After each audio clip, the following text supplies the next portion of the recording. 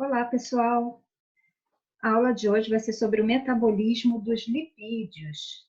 Então, a gente vai falar de ácidos graxos e triacilgliceróis, que são as principais formas de estoque dos lipídios no organismo.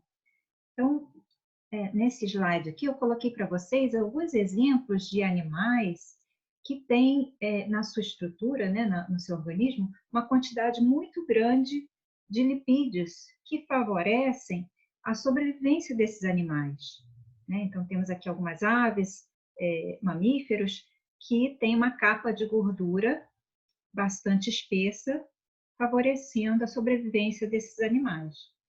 Por exemplo, animais que vivem em ambientes muito frios. Temos aqui o exemplo do pinguim e o exemplo aqui do leão marinho. São dois animais que vivem em ambientes, né, extremamente frios. Então, a capa de gordura desses animais favorece com que, por exemplo, no leão marinho, ele mantenha a sua temperatura corporal. Então, ela favorece o aquecimento, né, a perda, não ter a perda de calor desses animais. Além do mais, né, por exemplo, aqui no caso do pinguim, eles têm uma penugem, né, e como eles vivem na água, né, eles mergulham, né, assim como os leões marinhos também, essa penugem, né, a pele também aqui dos leões marinhos, para ela permanecer relativamente seca, existe também a liberação de como se fosse um óleo que vai impermeabilizar essa penugem e também favorecer com que o organismo fique o mais, entre aspas, seco possível, né? Ele vai dificultar com que essa água, que é extremamente fria, fique sobre a pele desses animais. A gente tem aqui um outro animal, que é um mergulhão, né? Também se alimentando aqui de peixe. No caso, ele vai, de fato, necessitar fazer esse mergulho para poder adquirir o seu alimento. Então, ele também tem na sua estrutura a liberação desses óleos que vão impermeabilizar as penas dessa ave. E isso favorece, por quê? Porque ele, quando ele, por exemplo, pegou um peixinho aqui, depois ele vai voar. Então, se ele tiver muita água ali agregada nas penas, isso vai pesar e ele não conseguiria levantar voo. Então, isso favorece a sobrevivência desses animais. Outro exemplo aqui, o urso, né? É um animal bastante interessante, porque ele é enorme, né? Pesa toneladas, e ele permanece dormindo, né? Durante muitos meses. Então, ele hiberna durante muitos meses. E o que mantém um animal desse porte vivo, né? Justamente a quebra dos lipídios, dessas reservas lipídicas que esses animais possuem no seu organismo. Então, elas são extremamente importantes em algumas espécies. Além do mais, esses animais também têm, eu vou falar lá no final da aula, um tecido marrom que também favorece a manutenção da temperatura corporal, né? São as chamadas tecidos marrons, eles vão ter uma grande quantidade de termogeninas que vão favorecer também o aquecimento, vamos dizer assim, do organismo. Aí a gente vai entender por quê. E aqui, por último, o beija-flor, né? Uma ave bem pequenininha, mas ela consegue se manter praticamente imóvel, né? A gente vê que o voo dela, ela bate muito rapidamente as suas asas, e o beija-flor, a gente tem aquela impressão de que ele está ali parado, né? De tão rápido que as asas batem. E ele consegue justamente a energia, né, no caso na forma de ATP, para a contração muscular que vai acontecer ali e vai ser extremamente intensa, e ela quebra também de lipídios. Então, o lipídio, ele vem aí vem a ser uma classe de compostos que, quando são quebrados, quando são degradados, vão fornecer uma quantidade grande de ATP. Então, elas são extremamente importantes para algumas espécies, né, como a gente está vendo aqui, e no caso nosso, né, como humanos, também vão ser bastante importantes para a gente obter essa energia para diversas funções celulares, dentre elas a contração muscular. O que acontece é que muitas vezes há um desequilíbrio, a gente vai falar sobre a síntese e sobre a quebra. Há um desequilíbrio entre síntese e quebra de lipídios. Porque virtualmente nosso organismo teria uma capacidade ilimitada de estocar esses lipídios. Né? Os lipídios eles vão estar estocados no tecido adiposo, né? No fígado, tecido adiposo, principalmente. E essa quantidade estocada, ela pode ser muito grande. Então, quando há um desequilíbrio entre síntese e quebra, pode ocorrer até do indivíduo chegar a ser obeso, né? Que seria uma situação mais drástica, né? De desequilíbrio. Por outro lado, também a gente poderia ter uma situação em que há uma desnutrição e aí uma perda grande aí desse tecido adiposo também, tá? Aí já entram outros tipos de doenças que poderiam acarretar também, no caso da desnutrição, principalmente a questão das proteínas. Bom, então os triglicerídeos ou triacilgliceróis, né, que eu gosto mais de chamar, porque é um nome que vai identificar melhor, em termos de estrutura, a molécula, eles são o lipídio de estoque, né? Então, a gente já viu essa aula, já falamos sobre estrutura de lipídios. E os triacilgliceróis, eles vão ser formados por uma molécula de glicerol ligados aí, esterificados aos ácidos graxos. Então, a gente vai falar basicamente da síntese e degradação desses ácidos graxos. Tá? Em que momento metabólico que eu vou estocar ou que eu vou quebrar os triacilgliceróis, né, os lipídios, para obtenção de energia? Então, o que a gente deve observar? O balanço ATP-ADP. ATP em relação ao ADP. Quer dizer, quando há uma alta concentração de ATP, eu vou estocar. E quando eu tenho uma baixa concentração de ATP, eu vou quebrar, tá? Para formar mais ATP. Se a gente pensar numa relação hormonal, eu posso dizer que quando há uma alta concentração de insulina no sangue, que é um hormônio hiperglicêmico, eu vou estocar, isso é, eu vou sintetizar o triacilglicerol. Enquanto quando há uma alta concentração de glucagon no sangue, que é o hormônio hipoglicêmico, eu vou quebrar, eu vou oxidar os ácidos graxos para obtenção de energia. Tá? Então, o triacilglicerol, ele vai ser a forma de armazenamento de todo excesso de nutrientes, né? Sejam carboidratos, proteínas ou lipídios. Bem, eu vou agora fazer uma rápida, relembrar um pouquinho, né? Em termos de estrutura, né? Da natureza química desses ácidos graxos que vão ser os que vão se esterificar no glicerol, formando o triacilglicerol. Então, os ácidos graxos, relembrando, né, são ácidos carboxílicos, normalmente de cadeia longa, e na natureza são mais comuns os de número par, né? Então, aqui a cadeia acila e o grupo carboxílico. Nomenclatura, relembrando também, né, aqui só a nomenclatura delta, né, que a gente usa normalmente em artigos, por exemplo. O ácido palmítico, por exemplo, tem 16 carbonos, tanto o número de carbonos e o número de insaturações. Ele é saturado. Tá?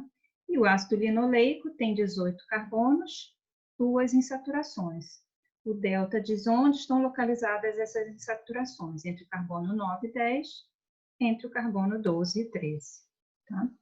Bom, o ácido palmítico, a gente diz que é o primeiro ácido graxo que vai ser sintetizado. Então, a gente sintetiza o ácido palmítico, a partir dele vão vir outras enzimas que aí vão colocar insaturações e vão alongar esse ácido palmítico. E na hora da quebra também é a mesma coisa. Primeiro ele vai ser quebrado em ácido palmítico e depois ocorre as outras quebras, tá? Bom, fontes dos ácidos graxos. Basicamente, a gente vai obter esses ácidos graxos da dieta, lembrando que alguns deles não são sintetizados pelo organismo, a gente também já comentou na aula de lipídios, né? São os ácidos graxos que são essenciais, e a gente pode obter também os ácidos graxos a partir de síntese. Então, excessos de carboidratos e proteínas na dieta são convertidos a ácidos graxos e estocados como triacilglicerólise. Então, a gente vai falar sobre a síntese primeiro dos ácidos graxos e depois a gente comenta sobre a degradação. Então, excesso de carboidratos e proteínas vão ser quebrados em uma molécula de 2 carbonos. Então, é uma via que é convergente, ela vai convergir para uma única molécula comum, que no caso é a acetil-CoA, uma molécula de 2 carbonos. E aí, essa molécula de 2 carbonos vai gerar o ácido graxo, no caso, o ácido palmítico. A gente já comentou, né? Quando eu tiver uma relação alta de ATP em relação ao ADP, a síntese vai estar ativada, tá? O processo de síntese, também chamado de lipogênese, né? Então, o que a gente vai utilizar? A partir de glicose e aminoácidos em excesso, né? Então, eu acabei de me alimentar, então, no processo pós-prandial, quer dizer, no estado alimentado, em que eu tenho já um suprimento de vários tipos de macromoléculas, como os carboidratos e as proteínas, eu vou ter um excesso de acetil-CoA, né? Então, essa acetil-CoA, qual que seriam os destinos? A gente já comentou isso na aula do ciclo de Krebs, por exemplo. Então, o acetil-CoA pode ser oxidada no ciclo de Krebs, pode gerar corpos cetônicos, a gente vai comentar um pouquinho, e pode ir para a síntese de ácidos graxos, que é o caso daqui, né? Então, é um processo de síntese. Então, como é síntese, eu não vou estar degradando. As enzimas do ciclo de Krebs vão estar inibidas, ok? Bom, então, para eu sintetizar uma molécula que tem 16 carbonos, eu vou precisar de 8 moléculas de 2 carbonos. 8 vezes 2, 16, tá? Então, 8 acetil-CoAs vão ser necessárias para eu formar um ácido graxo de 16 carbonos. Como eu falei, o primeiro ácido graxo que vai ser sintetizado vai ser o ácido palmítico, que tem 16 carbonos. Para isso, eu vou precisar de 7 ATPs e 14 NADPHs. Bom, vamos guardar esse número aqui que a gente vai entender por que 7 ATPs e por que 14, tá? Onde que vai ocorrer a lipogênese? Então, o órgão que vai ocorrer no fígado, principalmente, e no tecido adiposo, tá? Então, o primeiro passo, tanto a síntese quanto a degradação vão ocorrer em organelas diferentes. A degradação vai acontecer lá na mitocôndria, a síntese no citosol. Então, a primeira coisa, transportar essa acetil-CoA que está sendo formada, né, pelo excesso de glicose, de aminoácidos, da mitocôndria para o citosol. Então, a gente precisa ter uma forma de transporte, vamos levar todo o acetil-CoA para o citosol, para lá esse acetil-CoA ser convertido em ácido graxo, que é onde vão ter as enzimas da lipogênese, tá? Então, como transportar a acetilcoenzima A da mitocôndria para o citosol? Então, o acetil-CoA, ele vai ser transportado na forma de citrato. Então, vamos entender bem todo esse transporte aqui. Então, veja, acetil-CoA vem de onde? Da glicose, processo da glicólise, transforma glicose em piruvato. O piruvato, pela piruvato desidrogenase, vai até acetil-CoA. Isso acontece lá na matriz mitocondrial. A gente já viu isso quando a gente falou de glicólise, tá? E os aminoácidos também, eles vão ser convertidos a acetil-CoA e lá na mitocôndria. Por ação da piruvato desidrogenase, eu formo acetil-CoA. Qual é a primeira reação do ciclo de Krebs? Lá na matriz, oxalacetato mais acetil-CoA, por ação da citrato sintase, forma o citrato. Então, 4 carbonos mais 2 carbonos, citrato, 6 carbonos. Então, essa é a primeira reação do ciclo de Krebs. Bom, só que o ciclo de Krebs, ele vai estar inibido. Por quê? Porque a minha relação ATP-ADP vai ser alta, eu já tenho ATP suficiente na célula. Então, essa relação alta, ela vai inibir as enzimas do ciclo de Krebs, como a isocitrato desidrogenase, por exemplo. A gente também já falou na aula sobre o ciclo de Krebs. Então, nesse caso, como as próximas reações do ciclo de Krebs vão estar inibidas, o citrato começa a se acumular, porque ele não vai seguir no ciclo de Krebs, né? Alta concentração de ATP, o citrato não será oxidado no ciclo de Krebs. Então, o citrato, ele vai se acumular e aí ele vai passar para o citosol. Então, aqui a membrana interna da mitocôndria, a membrana externa, tem um transportador, então uma proteína canal, que vai transportar o citrato para o citosol.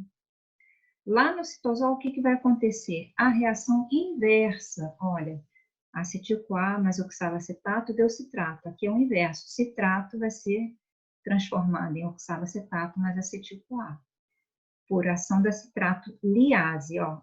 Sintase sintetiza citrato. Liase quebra o citrato.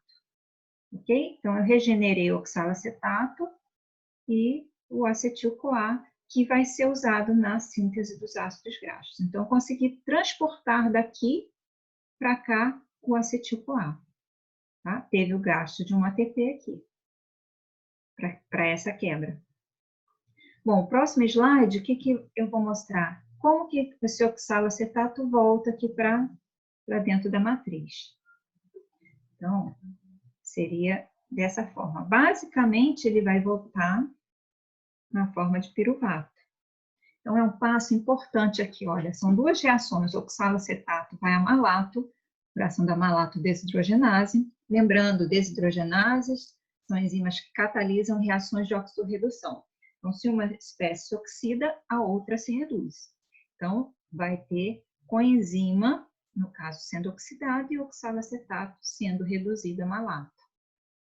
Próxima reação, o malato vai a piruvato, por ação da enzima málica. Também é uma reação de oxidorredução, só que nesse caso eu vou estar formando, ao invés de NADH, NADPH. Esse NADPH também vai ser usado nas reações de síntese de ácido graxo. Então, o acetil-CoA, que eu mostrei anteriormente aqui, ó, aqui, e o NADPH também vai ser usado nas reações de síntese. E aí, tanto o piruvato quanto o malato, eles podem voltar para a matriz por transportadores específicos, tá? E aí, eles vão regenerar o oxalacetato. Aqui é a reação inversa da malato desidrogenase, formando oxalacetato, e aqui o piruvato, por ação da piruvato carboxilase, também pode gerar oxalacetato. Então, eu regenerei aquele oxalacetato que foi usado para formar o citrato, ok? Então, só prestando atenção aqui no NADPH. Esse vai ser a coenzima reduzida usada nas reações de síntese de ácido graxo. Além dessa fonte de NADPH, a gente tem também a via das pentoses fosfato, também podem formar NADPH. A gente não abordou nas nossas aulas a via das pentoses fosfato, mas é uma via que basicamente vai formar NADPH, que pode ser usado aí na síntese de ácidos graxos. Tá? Para a biossíntese, a gente vai ter aí o complexo da ácido graxo sintase. Essa ácido graxo sintase, ela é uma única proteína polifuncional. Em mamíferos, no caso, né? No caso de bactérias, a ácido graxo sintase são várias, no caso, são várias enzimas separadas, tá? E a ácido graxo sintase e a acetilcoenzima carboxilase, elas só tem lá no citosol, por isso que a síntese vai acontecer lá no citosol. Bom, e a ácido graxo sintase, ela tem uma proteína transportadora de grupamento acilo, que a gente chama pela sigla ACP, que é a sigla em inglês, né? Acyl Carrier Protein, tá? Que é a proteína que, de fato, vai se ligar ao grupo acila que vai estar sendo formado, né? Da cadeia do ácido graxo, né? Então, o ácido graxo vai ter um grupamento acila e o grupo carboxílico. Então, essa cadeia acila, ela vai sendo aumentada de 2 em 2 carbonos, até a gente conseguir um ácido graxo que tenha 16 carbonos, tá? Bom, só que o que acontece? No primeiro momento, a gente tem acetil-CoA, então vamos imaginar, eu vou precisar de 8 acetil-CoAs para poder formar uma molécula de 16 carbonos. Só que não é possível a gente somar, né? A gente sintetizar um acetil-CoA mais um acetil-CoA, virando uma molécula de 4 carbonos, tá? Uma cadeia acila de 4 carbonos. Essa síntese, ela não é provável de acontecer. Então, para isso, a gente precisa ter uma outra molécula de 3 carbonos, que é o malonil-CoA. Então, a gente vai, na verdade, sintetizar usando o malonil-CoA. Uma molécula de 3 carbonos mais uma molécula de 2 carbonos, elas vão se unir e aí sai um carbono na forma de CO2 e aí sim eu vou ter uma molécula, uma cadeia acila de 4 carbonos. Então, esse malonil-CoA, ele vai ser formado a partir de um acetil-CoA. Então, olha, acetil-CoA tem 2 carbonos, um aqui, outro aqui. Aqui seria a parte da coenzima A. O CO2 entra, então entrou mais um carbono e gastei ATP. Ação da acetil-CoA carboxilase, essa que eu falei que também só tem lá no citosol. E agora eu vou formar, então, uma molécula chamada de malonil-CoA, que tem 3 carbonos, 1, 2 e 3, que veio a partir do CO2. Ok? Usei um ATP para formar o malonil-CoA.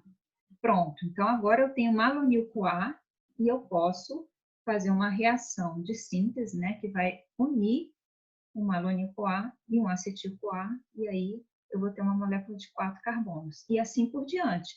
Cada vez eu vou tendo que formar mais um malonil-CoA, e aí eu vou ter uma molécula de 6 carbonos, depois uma molécula de 8, e aí eu vou aumentando a cadeia acila até chegar aos 16. Então, aqui a gente tem a sequência de reações para a síntese do ácido palmítico. Bom, como seriam essas reações? Basicamente, a gente vai ter 4 reações acontecendo: condensação, redução, desidratação e redução. Condensação seria justamente juntar, né, o 2 mais 2 dão 4, que na verdade seria 3 mais 2 que vão dar 4, né, porque vai sair um carbono na forma de CO2. Em seguida, vão ter as reações de redução, desidratação e redução. Olha só, redução, redução. É aqui que vai entrar o NADPH, tá? Nas reações de oxidorredução que vão acontecer aqui nesses 2 pontos. Então, vamos olhar aqui, olha. Como eu falei, a ácido graxo sintase, olha, ácido graxo sintase, ela é uma molécula, é um complexo enzimático. Então, dentro da estrutura da molécula, ela vai ter vários sítios. Um deles é o ACP, tá designado aqui como esse PHP, tá? Aqui. E o outro sítio a gente chama de enzima 3. Eu não achei nenhum livro mostrando na forma de enzima 3. Tá? Então, esse daqui, eu acho que é do Devlin, é o que está mais parecido com a explicação que a gente costuma dar, né? Então, aqui o ACP seria esse PHP e aqui a enzima 3. Então, o grupo acila, né, no caso que vem da acetil-CoA, ele vai se ligar sempre, inicialmente, no grupo ACP, justamente porque é a proteína carreadora de grupos acilo. Então, o acetil da acetilcoenzima A se liga aqui no ACP. Então, essa é a primeira etapa das reações de síntese. Veja, se ligou e depois migrou para a enzima 3. Então, aqui eu tenho o que a gente chama de acetil-ACP. Em seguida, migra para, cadê minha setinha? Para a enzima 3. Então, agora eu tenho acetil enzima 3. Então, o grupo acetila, tem 2 carbonos, está ligado a esse outro ponto da ácido graxo sintase. Agora vai entrar o malonil-CoA. Malonil, lembra, tem 3 carbonos, 1, 2 e 3. 1, 2 e 3. Sempre a entrada é pelo ACP. Então, olha, agora eu tenho o malonil com 3 carbonos ligados ao grupo ACP. Então, é o malonil-ACP e o acetil que já estava lá ligado à enzima 3. Agora sim que vai acontecer, olha, a reação de condensação. Então, o grupo acetil vai condensar um grupo malonil e vai sair um CO2. Tá? Então, lá no ACP vai ocorrer essa condensação. Ó, condensou aqui, como vocês podem ver, e sai um CO2. Então, agora eu tenho ligado ao ACP um grupo acila que tem 1, 2, 3, 4 carbonos. Tá? Aí, em seguida, vão acontecer lá no grupo ACP as outras reações, redução, desidratação e redução. Como está mostrando aqui, olha, redução, desidratação e redução. Aí, essa molécula vai ficar, né, nesse formato, né, a gente vai retirar, né, os oxigênios, por isso que reduz, desidrata e reduz. Qual é a próxima etapa? Está ligado no ACP. Migra para a enzima 3 para receber mais um grupo malonil no ACP. E aí, tudo começa de novo. Então, migra aqui, vai entrar mais um grupo malonil aqui no ACP, e depois, novamente, ocorrem as reações, né? Então, por exemplo, entra aqui mais um malonil. Nesse caso aqui, o ACP, a enzima 3 vai estar ligada já com o grupo acila com 4 carbonos. Aí ocorre a condensação, redução, desidratação, redução. E aí eu vou ter uma molécula aumentada em mais 2 carbonos. Então, isso vai se repetir várias vezes, né? No caso, 7 vezes para acontecer a formação de um grupo acila que tenha 16 carbonos. Tá? Depois de todas essas reações, né?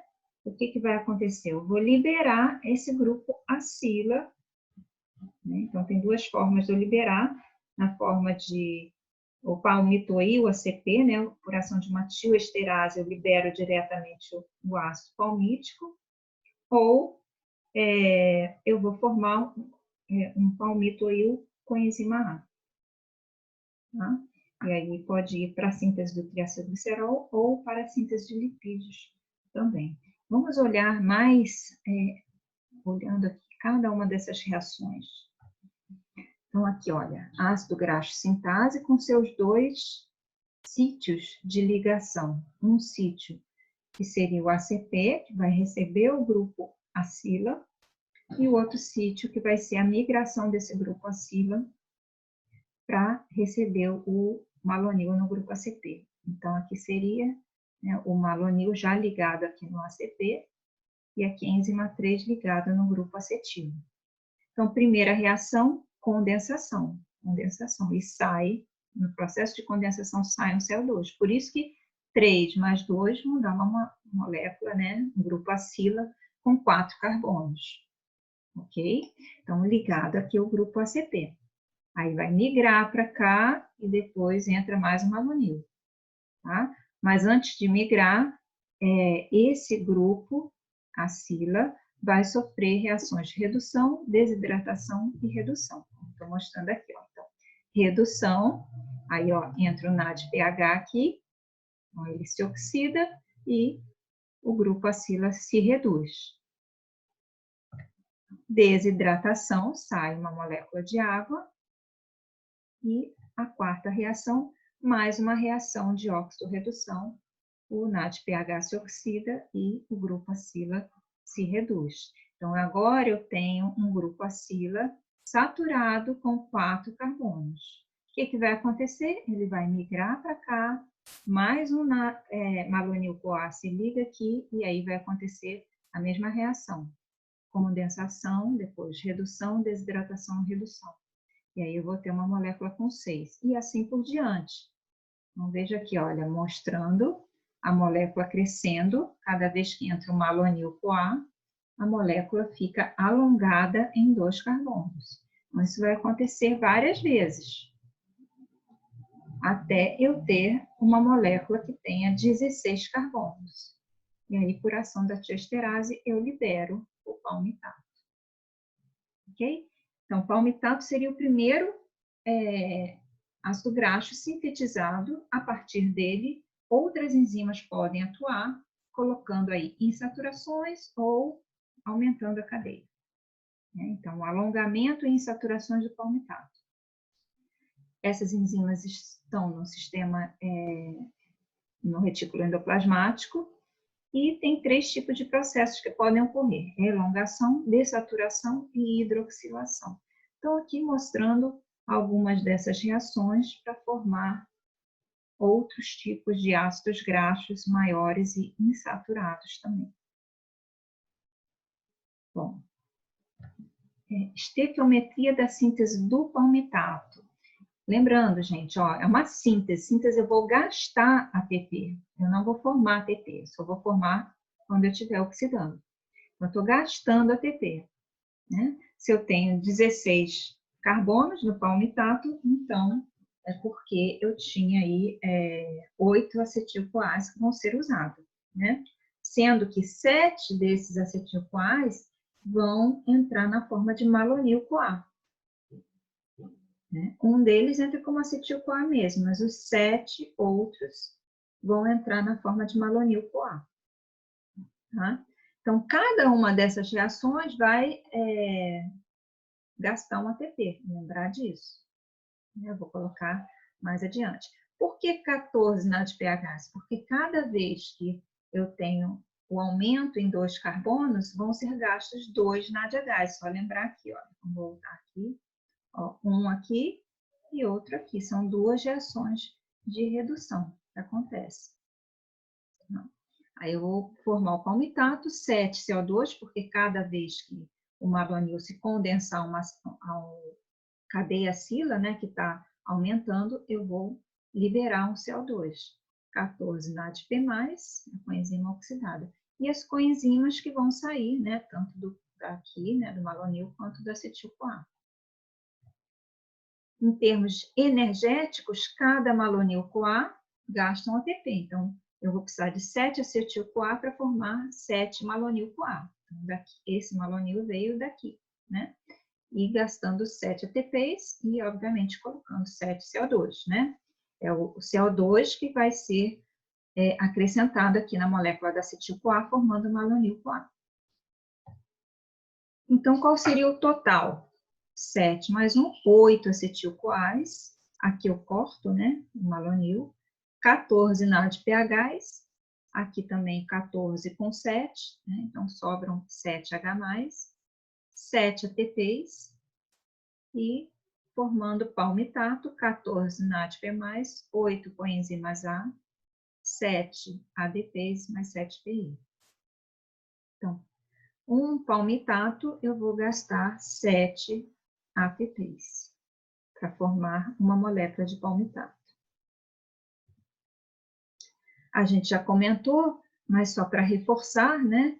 Em termos hormonais, o glucagon e a adrenalina vão inibir a síntese de ácidos graxos e, consequentemente, de triacilglicerose, e a insulina, que é o hormônio hiperglicemiante, vai estar ativando essa síntese.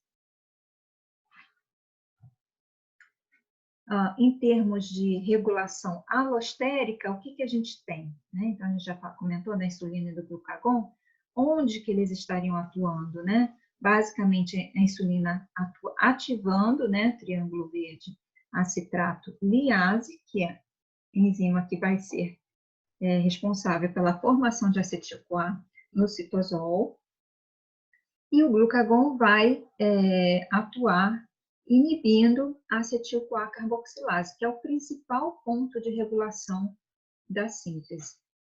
Então, a acetil-CoA carboxilase é a enzima que transforma acetil-CoA em malonil-CoA. E em termos de regulação alostérica, existe uma regulação por feedback, que é o produto dessa síntese, né, que é o palmitoil e o CoA, vai atuar também na acetil-CoA carboxilase, inibindo a acetil-CoA carboxilase. E o próprio citrato também pode atuar como um efetuador alostérico positivo da acetil-CoA carboxilase. Então, quando aumenta a concentração de citrato, ele atua na enzima acetil-CoA carboxilase, ativando essa enzima e aí favorecendo a formação de malonil-CoA. Tá? Então, aqui a gente tem tanto a regulação hormonal quanto a regulação alostérica. Bom, e aqui mostrando, então, a formação do triacilglicerol. A gente viu a formação do ácido graxo, viu como que ele pode ser modificado posteriormente para poder formar ácidos graxos com número de carbono e com número de insaturações diferentes. E ele depois vai ser esterificado aí na molécula do glicerol. Tá? Então, estoque de ácidos graxos no fígado e no tecido adiposo, formando triacilglicerol. Então, a primeira coisa seria a formação do glicerol 3-fosfato. Tá? Então, no tecido adiposo, a gente teria a glicose, pela glicólise forma de hidroxiacetona fosfato, que é o intermediário aqui da glicólise, e por ação da glicerol 3-fosfato desidrogenase. Então, uma reação de oxorredução, eu estou oxidando, então eu estou reduzindo. Eu vou formar o glicerol 3-fosfato. E no fígado, quem atua é a glicerol quinase. Então, o fígado transforma diretamente o glicerol em glicerol 3-fosfato. O fosfato vem a partir de uma molécula de ATP. Então, gastei energia aqui para formar o glicerol 3-fosfato.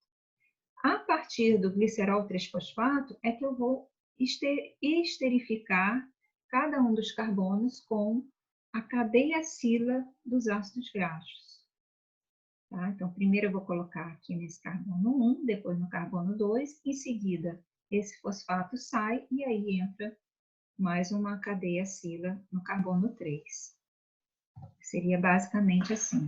Né? Então, aqui o glicerol 3-fosfato por ação de uma transferase, entra no carbono 1, depois no carbono 2, forma o monoacilglicerol, quando tem só um grupo acila, também chamado de lisofosfatidato, e quando eu tenho dois grupos acila ligados, é o diacilglicerol 3-fosfato ou fosfatidato. Tá? Bom, para o ácido graxo sofrer essa reação de esterificação aqui com o glicerol, que é um álcool, é necessário a ativação desse ácido graxo. Então, o ácido graxo estaria nessa forma, R representando a cadeia acila e o grupo carboxílico. Então, gasta-se um ATP para ativar esse ácido graxo. Então, por ação da coenzima sintetase, eu vou pendurar aqui na molécula um grupamento, uma coenzima A.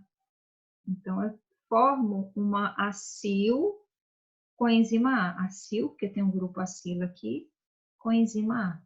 Então, esse ácido graxo ativado é que vai conseguir realizar a reação de esterificação no glicerol. Aí, em seguida, minha setinha, a cadeia acila desse ácido graxo entra aqui num dos carbonos do glicerol. Então, a gente observa aqui, olha, sai o hidrogênio, né, do OH, e sai aqui o grupo coenzima A, no caso. tá? Então, aqui fiquei com a cadeia acila de R1 e no carbono 2 o grupo acila em R2. Em seguida, esse fosfato sai. Então, aqui o diacilglicerol sai o grupo fosfato por ação de uma fosfatase, tá? Aí a gente fica com 2-diacilglicerol. Novamente, por ação da transferase, da aciltransferase, eu coloco um grupo acila, né, no glicerol, e aí sim eu tenho triacilglicerol. Ou, esse diacilglicerol também pode ser usado em outras vias. Então, aqui só para exemplificar, eu posso ligar nesse grupo fosfato a alguns outros grupamentos, a gente já comentou sobre isso lá na aula de lipídios, de estrutura de lipídios, são os fosfolipídios. Então, por exemplo, se eu ligar serina, colina, etanolamina, eu vou ter um fosfolipídio, tá? Que são basicamente moléculas que vão estar fazendo parte da estrutura de membranas biológicas. Então, eu tenho um glicerofosfolipídio. Então, que tem duas cadeias acila, grupo fosfato e uma outra molécula ligada aqui ao grupo fosfato, que dá a identidade desse glicerofosfolipídio. Ok? Bom, então agora eu já tenho o meu triacilglicerol lá no meu tecido adiposo. Então, agora, vamos falar como que a gente pode quebrar esse triacilglicerol, nessa reserva de triacilglicerol. A gente já comentou, né, o que estaria regulando. Então, tem a ver com o estado alimentado, estado de jejum e outros tipos de estados não fisiológicos também podem eventualmente estar relacionados a um aumento na quebra dos lipídios. E lá, então, no adipócito, eu tenho o estoque do triacilglicerol, como está representado aqui. Então, aqui seria o grupamento glicerol e aqui as cadeias acila, as 3 cadeias acila. Então, aqui mostrando um hormônio, no caso seria o glucagon ou a adrenalina, que são os hormônios que vão estar relacionados diretamente à quebra, né? O glucagon tem a ver com a manutenção de glicemia, né? E a adrenalina tem a ver com a contração muscular. Lembra? No começo eu comentei, né? Que tem a ver a formação, quando eu quebro, né?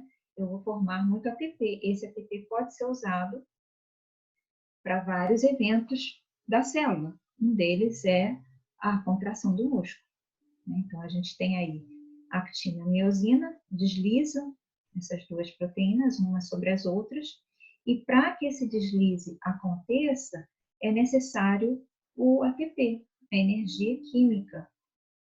Então, quando a nossa estrutura, né, do nosso músculo precisa realizar a contração muscular, a gente vai utilizar ATP. Né? O exemplo lá do beija-flor, que contrai fortemente, né, as suas estruturas musculares para conseguir fazer aquele bater de asas muito intenso. Então, a adrenalina é o hormônio aí responsável para desencadear todo esse processo. Então, o hormônio, ele se liga externamente à membrana, chamado de primeiro mensageiro, num receptor específico. E ele vai ativar algumas enzimas, como, por exemplo, a adenilato ciclase, que vai transformar ATP em AMP cíclico. AMP cíclico é conhecido como o segundo mensageiro dentro da célula. Então, o primeiro seria o hormônio e o segundo mensageiro é o que está dentro da célula. O AMP cíclico, então, ele vai ser o segundo mensageiro porque ele vai levar uma mensagem, ele vai favorecer a fosforilação de enzimas, uma delas a proteína quinase, que vai ativar uma série de outras enzimas. Uma delas é a triacilglicerol lipase. Então, as lipases são as enzimas que vão hidrolisar as reações do tipo éster entre o glicerol e a cadeia acila. Então, a gente vai liberar os ácidos graxos e o glicerol.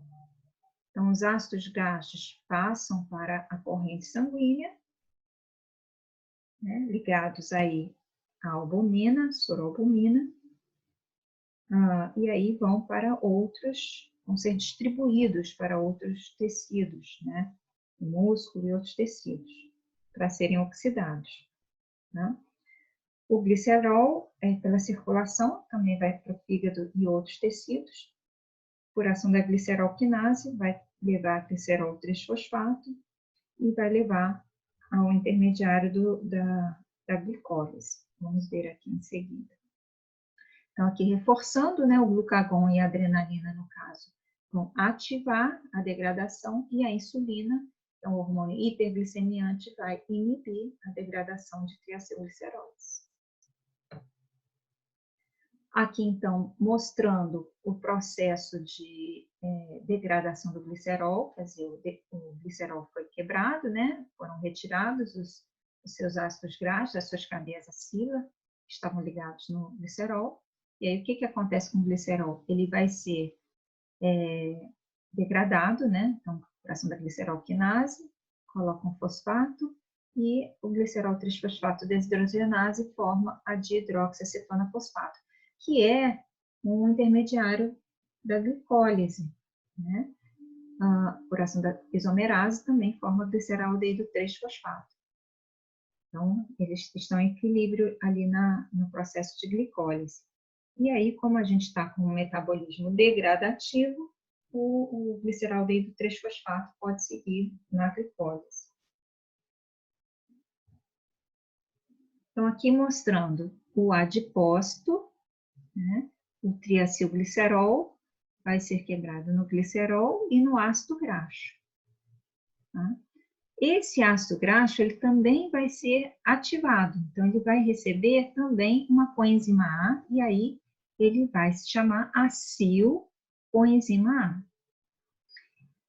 E, como eu comentei, o processo de degradação, ele vai ocorrer na mitocôndria. A síntese ocorre lá no citosol e a degradação na mitocôndria. Então, eu preciso transportar também a cadeia, né, do ácido graxo na forma de acilcoenzima A para dentro da mitocôndria. E como é esse transporte? Na forma de carnitina.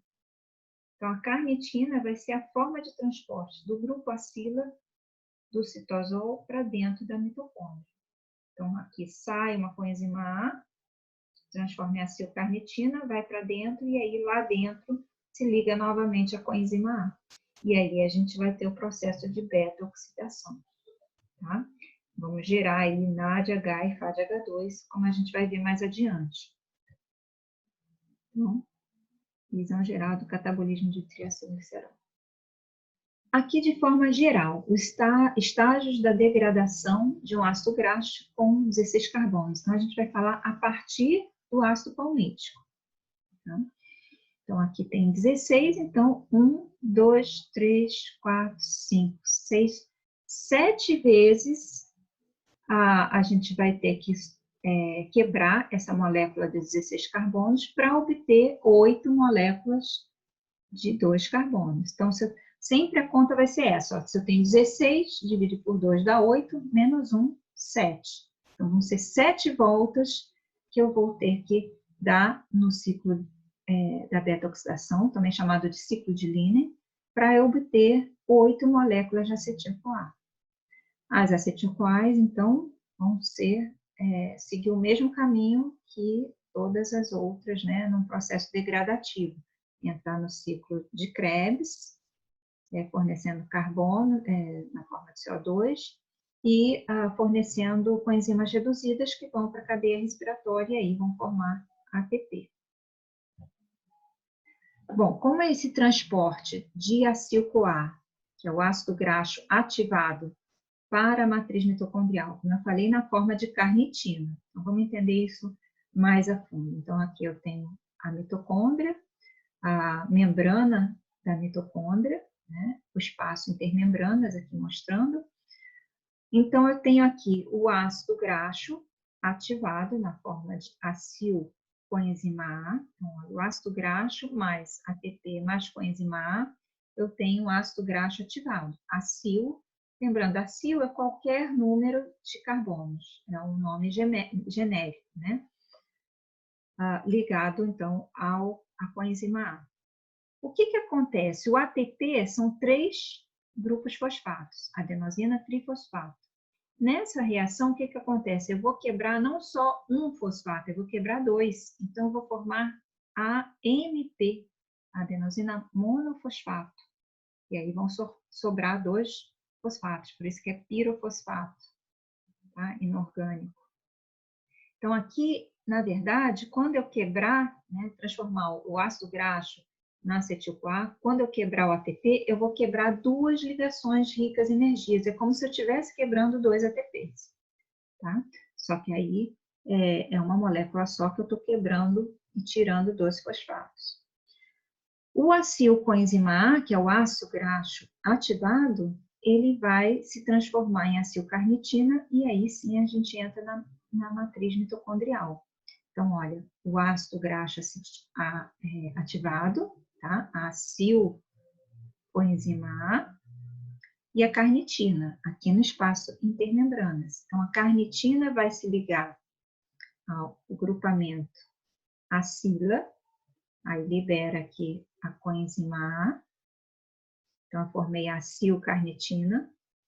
Então, a gente tem 2 proteínas aqui, a carnitina aciltransferase 1, que é essa enzima ligada aqui à membrana, uma proteína canal, que é onde vai fisicamente passar a acil-carnitina do espaço intermembranas para a matriz, e a acil-carnitina, carnitina aciltransferase 2. Elas são chamadas também de CAT, tá? Que é carnitina aciltransferase, por isso que é CAT. CAT1 e a CAT2. Bom, então aqui, a coenzima A se liga à carnitina, formando a acilcarnitina. Passou pela proteína canal. Lá, reação inversa. A acilcarnitina se liga a uma coenzima A lá da mitocôndria, e aí eu regenero o acilcoenzima A e a carnitina novamente, que pode passar para o espaço intermembranas, tá? Então, eu transportei esse grupamento, que é o importante, né, para a matriz mitocondrial, aqui. Bom, estando lá na matriz, todas as enzimas do ciclo de Linne, que é chamada beta-oxidação dos ácidos graxos, estão presentes lá na matriz mitocondrial. As reações que acontecem vão ser o oposto das reações de síntese. Lembra que era condensação, redução, desidratação e redução? Aqui é o contrário. Oxidação, hidratação, oxidação e quebra. Tá? Não só o tipo de reação ao contrário, como a direção também. Então, veja, eu tenho a palmitoilcoenzima A, então tem 16 carbonos, né? Mostrando aqui, o R seria um grupo acila com 16 carbonos. Primeira reação, uma oxidação. Se é reação de oxidorredução, sempre vai ter, então, coenzimas induzidas, coenzimas sendo oxidadas ou reduzidas. No caso da síntese, era o NADPH. Então, nas 2 reações de redução, quem agia ali era o NADPH. No caso da oxidação, da beta-oxidação, uma das reações de oxidação vai ser catalisada aqui usando o FAD, e a outra reação de oxidação, o NAD+. Tá? Então, eu vou formar em cada ciclo, né, em cada volta do ciclo de Linne, um FAD e um NAD, um FADH2, desculpa, e um NADH. Eu vou gastar um FAD formando um FADH2 e vou gastar um NAD+, formando um NADH. Tá? Então, isso é uma volta, quer dizer, eu vou encurtar aqui em 2 carbonos. Então, em cada volta, o que eu vou formar? Ó, eu tenho palmitoil-CoA, 16 carbonos. O que eu vou formar? Um FADH2, um NADH, uma molécula encurtada em 2 carbonos. Então, se eu tinha 16, agora eu tenho um acil-coenzima com 14 e um acetil-CoA. Tá? Então, saiu aqui na forma de acetil-CoA o meu grupamento, né, com 2 carbonos. Então, com 14 carbonos, se chama miristoil com enzima A. Esse miristoil vai sofrer mais uma volta, que seria mais uma sequência dessas reações, formando um FADH2, um NADH e uma molécula com menos 2 carbonos e mais um acetil-CoA. Então, cada volta eu vou formando um acetil-CoA e uma molécula encurtada de 2 carbonos. Então, vamos contar. Se eu tenho 16, eu vou precisar de 7 voltas para oxidar completamente essa molécula e aí formar os 8 acetil-CoA. Tá? Então, aqui, ó, 14, menos 2, 12, menos 2, 10, e assim por diante, até a última, né? Vou formar 2 acetil-CoA. Todas essas moléculas de acetil-CoA formadas, né, vão para o ciclo de Krebs e continuar a sua degradação, como a gente já estudou nas aulas anteriores. Cada uma das voltas vão formar NADH e FADH2, que também vão para a cadeia respiratória. Tá?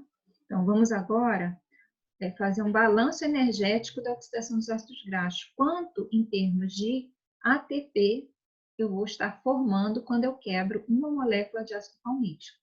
Então, o ácido palmítico tem 16 carbonos, 0 insaturações. Então, são 7 voltas no ciclo de Linen. Eu falei 16 dividido por 2 dá 8, menos 1, 7. Porque na última volta eu vou formar 2 acetil-CoA. Por isso que são 7 voltas só. Então, eu vou produzir 8 acetil-CoA.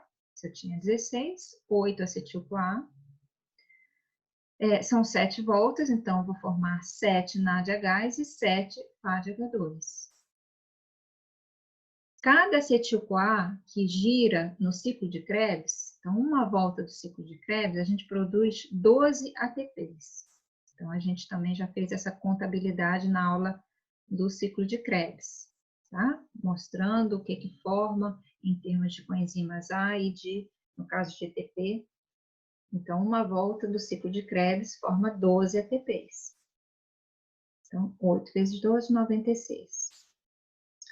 Cada NADH, lá na cadeia transportadora de elétrons, vai dar origem a 3 ATPs. E cada FADH2 a 2 ATPs. Então, 3 vezes 7, 21. 2 vezes 7, 14. Lembrando que esses números podem aparecer 2,5 e 1,5, dependendo da literatura. Ok? Estou usando aqui esse número inteiro. Então, quantos, né? 96 mais 21 mais 14 vão dar 131 ATPs. Então, seria um ácido palmítico quebrando, eu vou gerar 131 ATPs. Mas eu tenho que tirar os 2 ATPs equivalentes que eu gastei para formar o ácido graxo ativado, no caso, o acil com enzima A, ou o palmitoil com enzima A inicial. Por que são 2 ATPs equivalentes? Vou voltar aqui para todo mundo relembrar. Onde é que está? Ai, gente, cadê? Aqui mesmo. O ATP, quando eu quebro, eu vou formar AMP. Né? Então, por isso que são como se eu estivesse quebrando 2 ATPs, porque eu quebro 2 ligações ricas em energia. Tá? Então, 131 menos os 2 ATPs, então 129 ATPs. Então, a partir de uma molécula que tem 16 carbonos, eu vou formar 129 ATPs. Uma quantidade considerável de ATPs. Se a gente pensar lá na glicose, né, são uns 38 ATPs, então é uma boa quantidade de ATPs. Até depois eu vou comentar com vocês, né? Essa quantidade, depois eu vou pedir para vocês fazerem, né?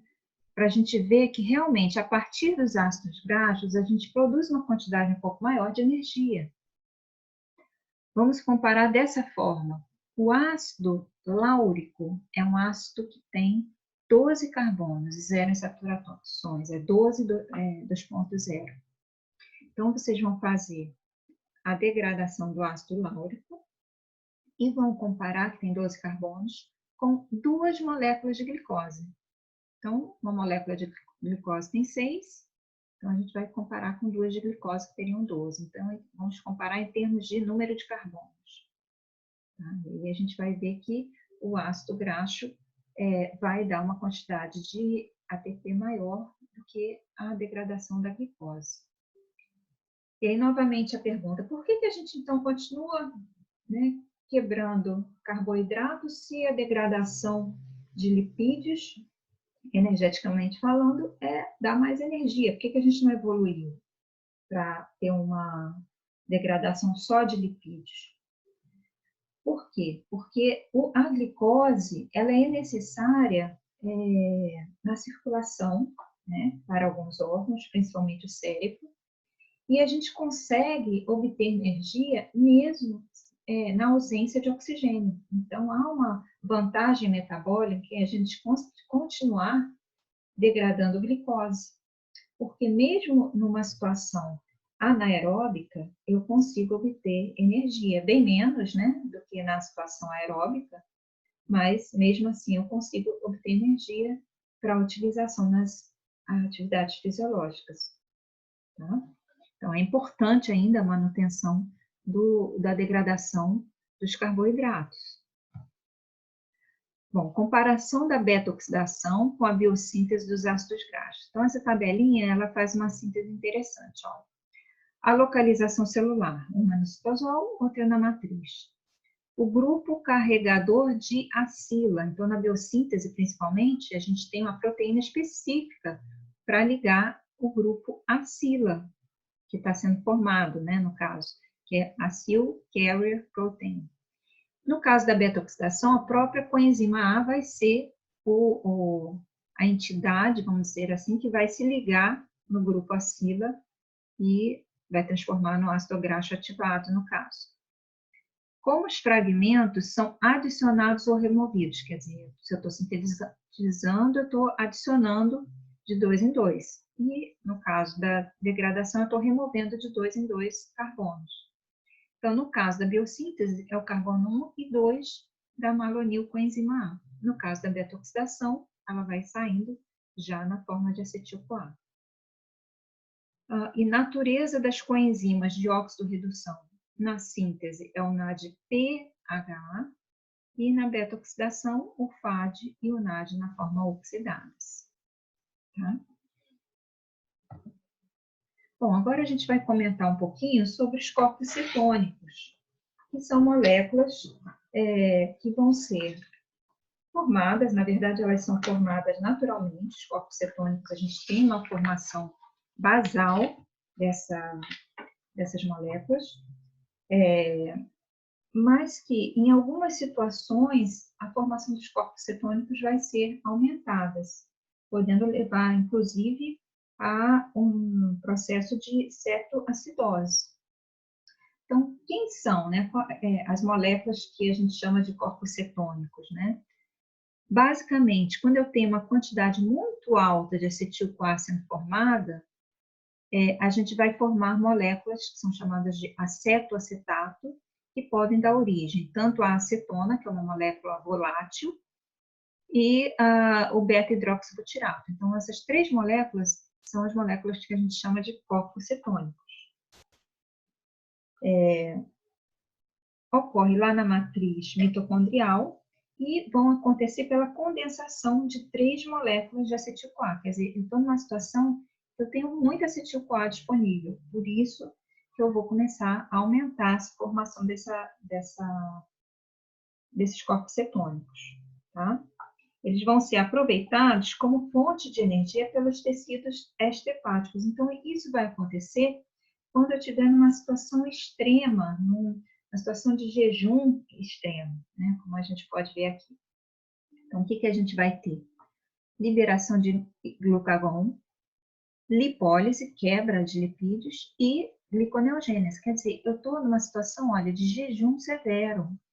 Então, normalmente, a formação dos corpos cetônicos se acentua nessa situação, em que eu estou em jejum, liberando aí o glucagon, então, estou quebrando tudo, né? Estou quebrando lipídio, e eu vou precisar de glicose, porque eu não tenho mais glicose, não tenho mais glicogênio, então, eu preciso de glicose, então, a minha gliconeogênese vai estar ativada.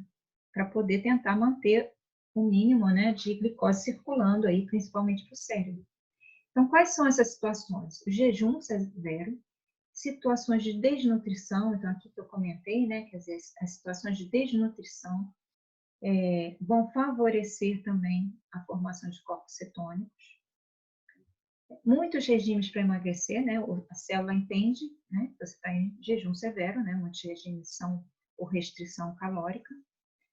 Algumas síndromes consumitivas, né, então, por exemplo, na AIDS, alguns tipos de câncer, né, em processos avançados, e no diabetes, tipo 1, que é um diabetes em que a célula está entendendo que não tem glicose, não tem alimento.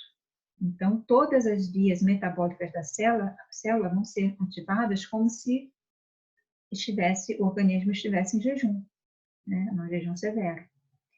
A acetona, como ela é mais volátil, o que acontece? Ela acaba sendo exalada, então a gente consegue sentir o aroma, né, digamos assim, da acetona no nosso hálito, e isso é um indicativo, inclusive, de algum tipo de doença, né? Quando a gente não se alimenta, a gente sabe que a gente fica com bafo, né, que é justamente do aumento da formação da acetona, mas pode indicar, por exemplo, um processo de diabetes, né? Então, esse hálito cetótico, que a gente chama, pode ser um indicativo de algum tipo de doença também relacionada aí aos lipídios, tá? Então, esses corpos cetônicos, eles vão ser um veículo para transferir esses carbonos oxidáveis do fígado para outros órgãos. Então, tecidos extra-hepáticos, né? Normalmente, como eu falei, apenas uma pequena quantidade da acetil-CoA vai para corpos cetônicos no fígado, mas nessas situações, essa quantidade pode aumentar, né? Bom, a acetil-CoA poderia ir para o ciclo de Krebs, para a síntese de lipídios ou para os corpos cetônicos. Como eu estou numa situação em que eu estou liberando glucagon, não vai sintetizar lipídios, né? Poderia ir para o ciclo de Krebs, né? Mas, como eu estou precisando transferir esses carbonos oxidáveis para outros órgãos, para eu conseguir obter ATP, né? Então, eu vou estar diminuindo, né, a ida para o ciclo de Krebs e aumentando a formação de corpos cetônicos, tá? Então, ocorre com a quebra de lipídios produzindo acetil-CoA. Então, um processo de quebra, estou formando muito acetil-CoA. Numa situação de jejum, o oxalacetato ele vai estar sendo retirado para a gliconeogênese. Então, por isso que esse oxalacetato não vai formar citrato e girar o ciclo de Krebs. Porque como a gliconeogênese vai estar ativada, então todo oxalacetato que eu tiver, eu vou estar subindo para formar a glicose e não condensando com acetil-CoA para formar citrato e em seguida girar no ciclo de Krebs. Então, a acetil-CoA não entra no ciclo de Krebs. Ela vai se acumular formando os corpos cetônicos. Então, basicamente, vai formar o acetoacetato, que pode gerar beta-hidroxibutirato, e a acetona, que, como é volátil, ela vai sendo exalada pelos pulmões, né? Pelo hálito. Bom, aqui mostrando a relação do que a gente chama de cetogênese, né? Que é a formação de corpos cetônicos, e gliconeogênese, e mostrando a relação entre essas duas vias, né? Então, aqui o hepatócito, gotículas de lipídio, então acetoacetato, beta-hidroxibutirato e acetona, tá? São exportados como fonte de energia para coração, músculo esquelético, rins e cérebro, tá? Aqui os ácidos graxos liberando acetil-CoA, e aí tem o excesso, forma os corpos cetônicos. Tá? A acetil-CoA não vai estar girando no ciclo de Krebs. Por quê? Porque o oxalacetato vai estar sendo usado para a formação de glicose. Para quê? Para suprir a glicemia, né? E ser exportada principalmente para o cérebro para a manutenção da glicemia. Ok? Então, esse aumento na concentração dos corpos cetônicos vai ocorrer quando a degradação de triacilgliceróis não é acompanhada por uma degradação de carboidratos, que é no processo de jejum, dietas, né, ou diabetes, por exemplo. Então, esse aumento na concentração de acetil-CoA vai acontecer, porém, não vai ter a glicose. Então, não vai ter piruvato, não vai ter oxalacetato, que também vai para a gliconeogênese. Então, formam os corpos cetônicos que vai poder levar ao que a gente chama de cetose, né? Que é o odor da acetona no hálito, né? Então, a acetil-CoA, ela não vai para o ciclo de Krebs. Como a sinalização está sendo degradativa, né, também não vai sintetizar ácido graxo. Então, só pode formar os corpos cetônicos, tá? Gerando aí o que a gente chama de cetose, uma acidose, cetoacidose, porque esses corpos cetônicos são ácidos. Então, o organismo sente também essa formação ácida, né, no organismo. Então, a formação, só reforçando, vai acontecer no fígado e a oxidação no músculo, no cérebro, né, nessas situações de jejum prolongado. Ok? Bom, gente, então terminamos aqui essa parte dos lipídios, ok? Espero que tenha ficado claro para vocês. Qualquer dúvida, vocês podem entrar em contato, tá bom? Até mais.